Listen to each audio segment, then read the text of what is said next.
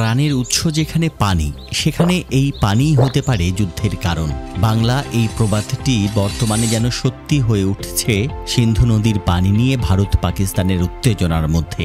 ভারত সিন্ধু পানি চুক্তি স্থগিত করেছে, আর পাকিস্তান এটাকে বলছে যুদ্ধ ঘোষণার সমতুল্য। তাহলে এই সংকট কি পূর্ণাঙ্গ যুদ্ধের দিকে নিয়ে যাবে? এই পর্বে আমরা জানব সিন্ধু নদীর ইতিহাস, কারণ এবং সম্ভাব্য পরিণতি। একই সাথে জানব ভারত পাকিস্তানের এই উত্তেজনা কি পারমাণবিক লড়াইয়ের ইঙ্গিত দিচ্ছে। তাই শেষ পর্যন্ত থাকুন আমাদের সাথে, কারণ এই ভিডিওর শেষে আপনি জানবেন কিছু অপ্রকাশিত তথ্য।